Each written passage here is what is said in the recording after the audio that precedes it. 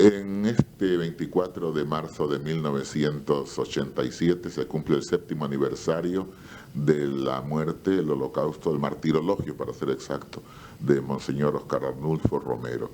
Desde Madrid y por las ondas cortas de Radio Exterior de España, estamos haciendo nuestro anual homenaje a San Romero de América.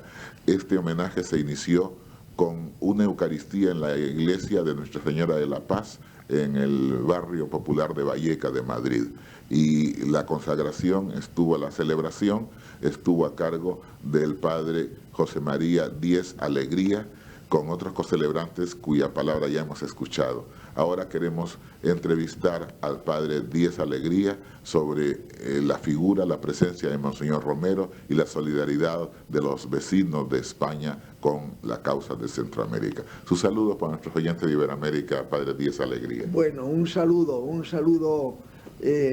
muy entrañable, porque me siento muy unido con todos los cristianos de Latinoamérica, y en particular con las comunidades populares, con los teólogos de la liberación, grandes amigos míos, el padre Gustavo Gutiérrez y el padre Leonardo Boz y el padre Yacuría y el padre John Sobrino. Tengo muchísimos amigos allí y me siento enteramente solidario de estas iglesias que lo que buscan es la vuelta al Evangelio.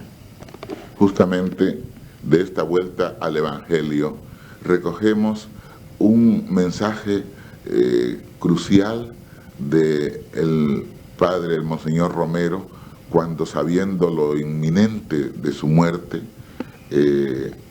asesinado, dice en una de sus homilías: matadme, resucitaré en el pueblo. Hay muchas cosas que podemos entender a través de este mensaje, ¿verdad, padre Díez Alegría? Sí, efectivamente. Yo creo que una de las cosas más importantes que aporta un poco en la reflexión, diríamos un poco más académica, la teología de la liberación, pero en la vida vivida, las comunidades populares y los obispos que están de veras integrados en este pueblo cristiano, y Monseñor Óscar Romero es realmente pionero y número uno, pues una de las cosas más importantes es que no hay que separar tierra y cielo. Es decir, el que nosotros, los creyentes cristianos, creamos que de verdad la vida no se acaba en esta vida, que Monseñor Óscar Romero está en el misterio de Dios y está presente, está vivo, pero eso no quiere decir que eso sea todo el misterio de la resurrección.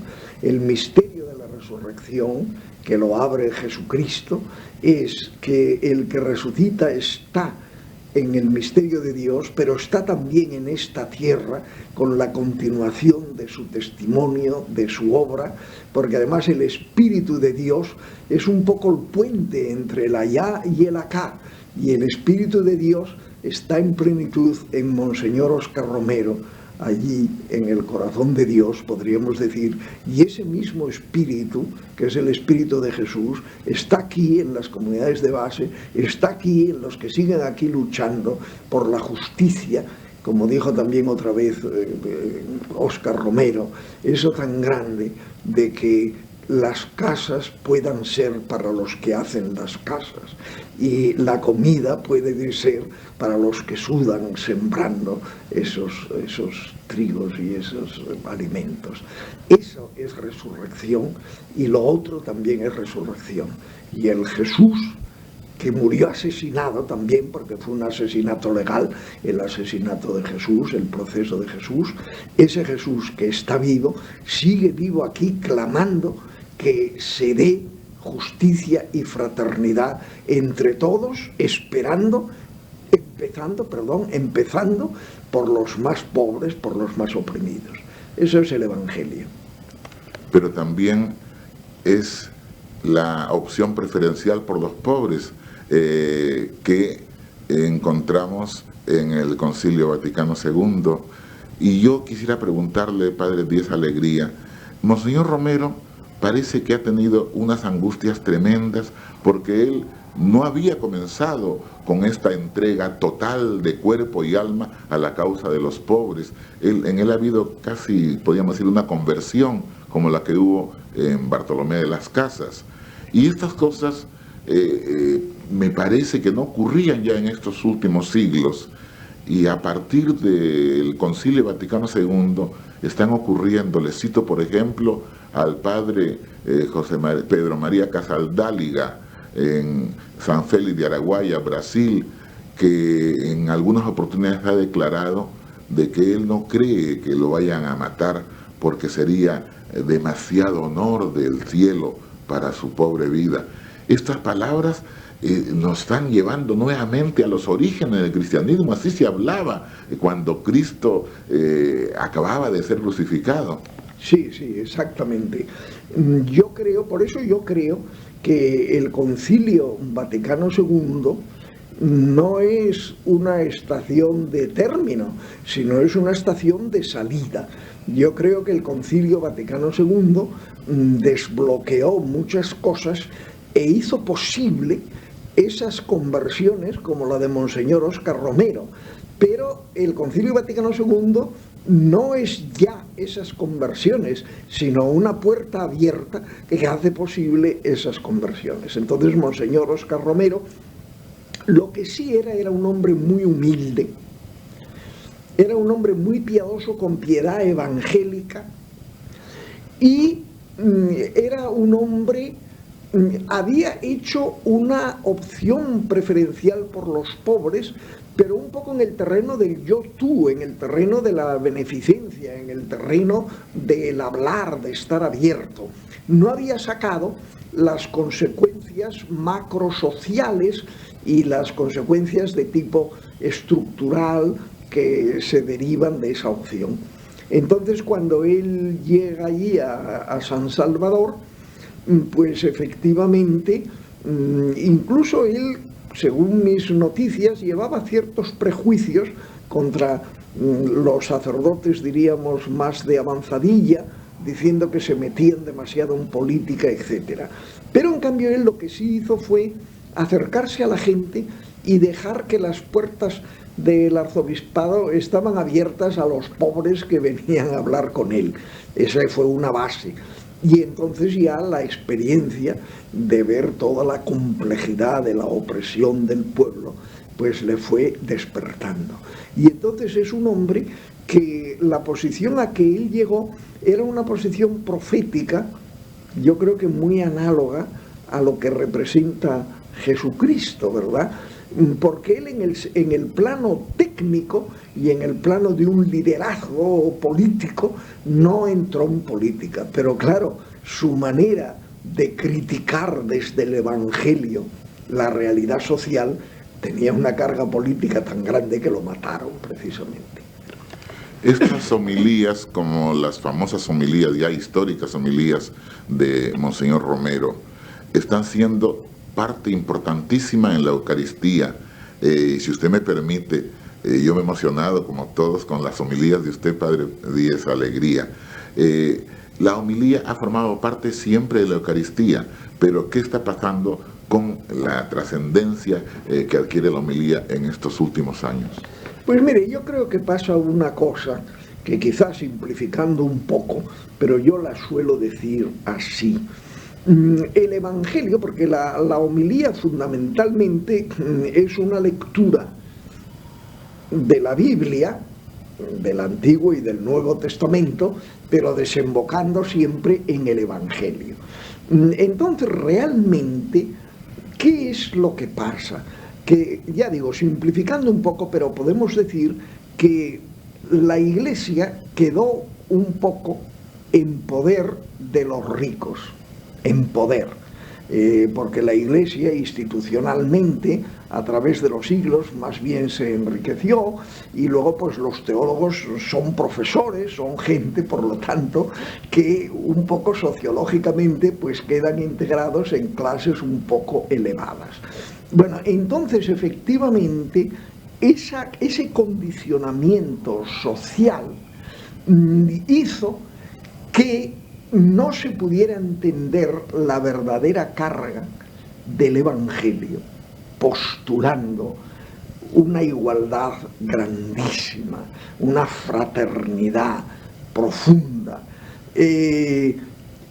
fustigando el acaparamiento de riquezas y por lo tanto una organización social en que para que todos coman, pues unos tienen que morirse de tanto comer, mientras otros llegan a morirse de hambre y a lo sumo están en el límite de la subsistencia. Todo esto es una cosa completamente contraria al Evangelio.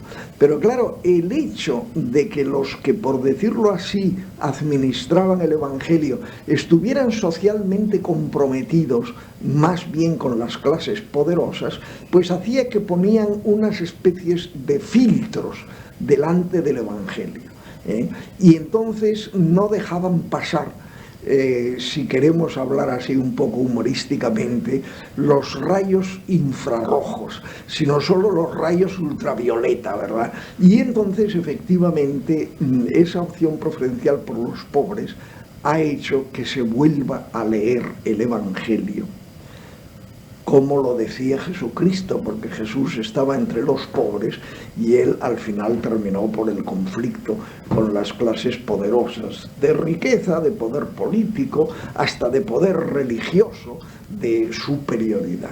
De modo que realmente, efectivamente, el Concilio Vaticano II, al desbloquear, al decir que hay que dialogar, al decir que, como dice el principio de la Constitución de la Iglesia y el mundo, los gozos y las esperanzas y las angustias y los dolores de la humanidad, sobre todo de los más pobres, de los más oprimidos, entonces eso es como un punto de partida, y entonces el Concilio Vaticano II es un poco como aquella parábola del Evangelio, una levadura en medio de la masa que tiende a fermentar, y por eso que también ahora causa polémicas y a veces hasta el más alto nivel, que efectivamente después del concilio se producen cosas que son más fuertes que el concilio, claro, porque el concilio era una levadura y ahora lo que pasa es que la masa fermenta. Eso es lo que estaba previsto en el Evangelio también. Es una manera hermenéutica también, o es más que una hermenéutica, ¿no? Sí, sí, exactamente, es una... Porque además, por otra parte, claro, la homilía, diríamos, la homilética, la lectura del Evangelio y la lectura del Nuevo Testamento no es una lectura académica, no es una lectura filológica. Hay que emplear un poco también la filología para que la lectura sea seria, pero es una lectura viviente. Y entonces resulta, no se puede tampoco pretender una aplicación literal, simplista de la palabra escrita, de la escritura, porque cambian mucho las circunstancias, cambian mucho los tiempos, pero aquel espíritu hay que aplicarlo aquí. Y eso es lo que hizo Monseñor Óscar Romero. Sí. Padre Díaz Alegría, ¿cómo es posible que en una América hispana, o una Iberoamérica, o América Latina, que en estos momentos debe cerca de 400.000 millones de dólares de deuda externa, y donde está cada vez con más fuerza esta Iglesia de los Pobres, esta opción preferencial por los pobres, estas comunidades eclesiales de base, haya una identidad, una identificación, una solidaridad cada vez mayor de un pueblo español que ahora está inmerso en la Comunidad Económica Europea, que cuenta con todo el aval de los 11 países más poderosos de Europa, que tiene un nivel altísimo de vida, a pesar de los 3 millones de parados. ¿Cómo se entiende que este pueblo español se identifique hoy más que nunca con una América que está en una crisis como no lo ha tenido nunca en su historia. Explíqueme la actitud del pueblo español que asiste a estos actos eucarísticos con un fervor y una solidaridad tremenda y cada vez mayor. Bueno, pues porque el pueblo español que asiste a estas cosas es un sector del pueblo español, aunque tenga luego ramificaciones también más allá del ámbito de estos núcleos que asisten. Y entonces es precisamente aquel sector del pueblo español que se da cuenta de que este progreso y de que ya habernos enganchado en el tren de las naciones desarrolladas, que tiene en sí muchas contradicciones dentro de España mismo, porque según los estudios sociológicos de Cáritas Española, que es una institución de la Iglesia y una institución, diríamos, que no es demagógica en el más sentido de la palabra, pues en España, sobre 36 o 38 millones de habitantes, hay 8 millones en pobreza. Claro que también en esto de la pobreza, pues evidentemente los pobres de España no están en la situación de los pobres de Centroamérica o de los pobres del Brasil, pero vamos, rigurosamente en estado de pobreza. Entonces lo que pasa es que también el peligro de las naciones desarrolladas, y entre ellas de España, ¿verdad?, que yo diría, España está ya en el tren de los desarrollados, pero es casi el último vagón que se ha enganchado y por lo tanto tiene mucho, es decir, tiene todavía una memoria histórica muy vivaz de estar más en el tercer mundo y sabe que todavía hay mucho de eso dentro del vagón, ¿verdad? Bueno, pues entonces efectivamente hay ese peligro de que los países desarrollados se olvidan de que llevan un elemento de tercer mundo dentro. Lo que pasa es que es un elemento tan pequeño que queda aplastado y que no puede inquietar. Bueno, pues entonces yo creo que en España estos sectores que están en comunión tan grande con lo que representa diríamos, la Iglesia, el pueblo, la iglesia de base, no iglesia popular como distinta de la otra, nada de eso, sino iglesia popular como la base de la otra iglesia, que es donde más está el evangelio, los pobres, porque Jesús dice que son evangelizados los pobres. Bueno, pues entonces hay un peligro de que se olvide que dentro de ellos hay unas bolsas de pobreza que, como digo, no pueden inquietar y por lo tanto se las deja abandonadas. Entonces en España precisamente son mayores esas bolsas porque, por ejemplo, tenemos más paro que en el resto de la Comunidad Económica Europea y con una proporción tremenda. Tenemos 8 millones de bolsa de pobreza, que en Alemania Federal seguramente el porcentaje es mucho menor. Entonces tenemos una experiencia que nos sirve a los que tienen sensibilidad para ello, que son estos núcleos cristianos, nos sirve para sentirnos solidarios con el tercer mundo, porque lo vemos un poco fraternalmente, no de arriba abajo. Nosotros todavía somos tercer mundo y la humanidad tiene que resolver en todas partes. Mientras haya tercer mundo, el primer mundo no es primer mundo, porque quiero decir que no está de verdad desarrollado. Cuando mi desarrollo, mi comer bien, está condicionado porque otros tengan hambre, eso no es desarrollo. Eso es un desarrollo canceroso, no es un desarrollo biológico, diríamos. Y entonces yo creo que usted aquí en España, en estos actos, ve el gran sector de comunidad española, de iglesia española, que realmente tiene esa sensibilidad y que no siente el orgullo de que ya somos Europa, sino siente un poco la vergüenza de que ya somos Europa, pero para unos a costa de otros, dentro de la misma España. Yo creo que por ahí va la cuestión. Sí, incluso es una manera humana y incluso sociológica y economista de explicar problemas de desarmonía natural, problemas de injusticia, problemas de ética social y problemas religiosos también, que me obliga a hacerle una última pregunta, padre Díez Alegría. Usted ha escrito varios libros y además usted tiene una facilidad de exposición que, llevando esto a la prensa, a la letra y en molde, pues no hay que hacerle ninguna corrección porque el pensamiento está fabulosamente expuesto. Iberoamérica conoce su bibliografía, tiene acceso a su obra literaria. Bueno, pues yo creo que algo sí, porque los libros como más incisivos en este sentido los ha publicado en España la editorial Desclée de Bruber de Bilbao.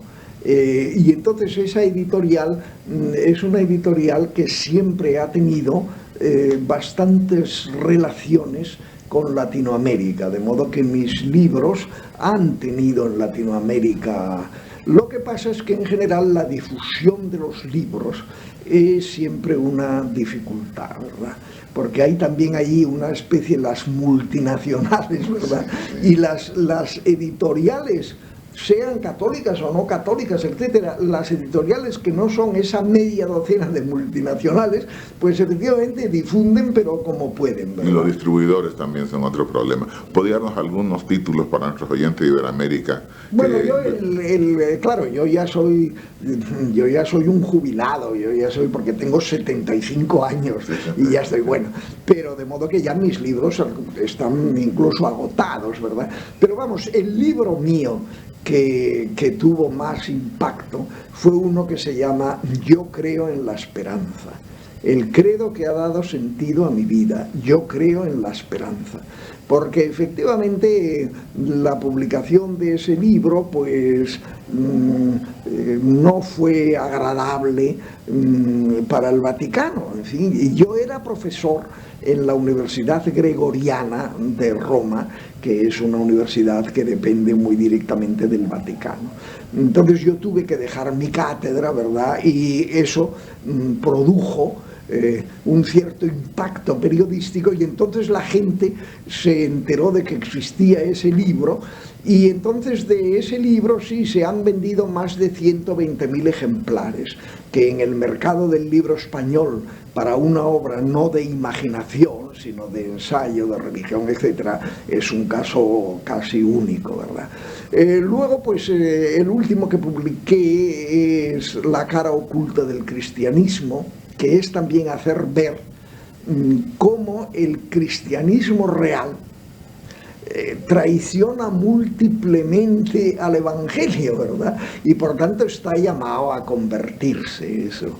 Luego tiene otro, porque yo siempre he utilizado bastante el humor, yo no soy una personalidad trágica, soy bueno, y entonces hay otro que le puse yo el título así pintoresco de Rebajas teológicas de otoño, ¿verdad? Porque dije yo que después de haber sido profesor, pero ya retirado, habiendo vivido muchos años en un suburbio, pues que yo, en lugar de una teología académica muy bien hecha, presento allí mis retales, ¿verdad? Mis retales. Y ese también es un libro que es un poco una síntesis de cosas. En fin, he escrito también sobre el problema de la violencia, he escrito sobre el problema de la propiedad, en fin, pero yo también ya me considero un difunto resucitado, porque aunque muchísimo más modestamente, yo vivo porque la gente ha leído esos libros y luego a su vez ya ha sacado sus consecuencias, y a mí me da mucha alegría en ese aspecto cuando vienen aquí a España a algún congreso, pues estos grandes de la teología de la liberación, John Sobrino y Leonardo Boff y tal. Y cuando yo me presento a ellos me dan un gran abrazo, porque me consideran un poco como precursor, preanuncio, ¿no? Yo he sido un poco como una especie de Juan Bautista de la teología de la liberación, porque en aquello de Yo creo en la esperanza ya empecé yo a decir, por ejemplo, Por ejemplo, una cosa dije entonces que produjo mucho impacto en la España de la época, porque ese libro se publicó en 1972. Y dije yo que Marx me había ayudado a mí a descubrir a Jesús, al verdadero Jesús. Ya me imagino. ¿Usted conoce América? Pues no he podido ir nunca a América. Madre. Bueno, y sin embargo he tenido, primero en España ya, que era profesor de filosofía en una facultad de los jesuitas para los estudiantes de la orden, y venían entonces a estudiar precisamente del Perú. Y yo tuve allí muchos, bueno, por ejemplo, pues fue discípulo mío de filosofía en Madrid, Monseñor Bambarén, que es ahora obispo en el Perú, y que me quiere mucho, y yo a él, sí. Bueno, y luego ya en Roma, pues tenía muchísimos alumnos latinoamericanos, ¿verdad? Ahora, ¿qué es lo que pasa? Bueno, yo decía siempre humorísticamente, porque estos alumnos me decían, usted que seguían mis cursos en Roma tenía que venir al Brasil, me decían, o tenía que venir al Perú a hablar. Pero yo y mis compañeros de claustro en la Universidad Gregoriana, que eran sociólogos, eran economistas, grande gente, y no eran de habla castellana, hablaban bien el italiano, ¿verdad? Y todos fueron, y yo no fui. Y yo dije, es que yo para ir a Latinoamérica, claro, ya era un modesto profesor, lo único que necesitaba es que me pagaran el viaje, porque yo no quería ganar nada. Pero resulta que para decir las cosas que yo decía, no había quien pagara. Esto es un poco, yo creo, la razón verdadera por la cual no llegué a ir. Pero en fin, ya digo, yo he tenido siempre unos contactos muy vivos, porque yo he tenido muchos discípulos que luego han ido allí a Latinoamérica, ¿verdad? Y ellos me han hablado, ¿no? De modo que yo en cierta manera, de algún modo es como si hubiera estado, es decir, si comparamos con lo que es un viaje más bien turístico, yo he estado mucho más que los que van un mes allí, porque he estado hablando años y años con los que venían de allí y hablábamos de estas cosas, sí. Muchísimas gracias, Padre Díez Alegría, y ojalá, aún a estos 75 años, que nadie se los echaría porque aparenta usted tener unos 60 o 62, le llegue esa invitación porque usted nos hace falta físicamente en América. Bueno, pues nada, yo aquí estoy dispuesto. ¿A qué dirección le pueden escribir nuestros oyentes? ¿Cómo? ¿Algún apartado postal para que le escriban nuestros oyentes? Bueno, pues mire, apartado no tenemos. Yo vivo en esta casa, de modo que es una residencia de la Compañía de Jesús en la cual yo vivo, y entonces es José María Díez Alegría, Cadarso 18, sexto, 28008, Madrid. Es el número postal de Madrid, 28008. Ahí me pueden escribir, sí. Ya lo saben, amigos. Padre José María Díez Alegría. José María Díez Alegría. Calle Cadarso, como Cadalso, pero con R. Cadarso, número 18, sexto piso. 28, código postal 28008, Madrid, España. Muchas gracias, Padre. Bueno, muchos saludos a todos y muchas gracias.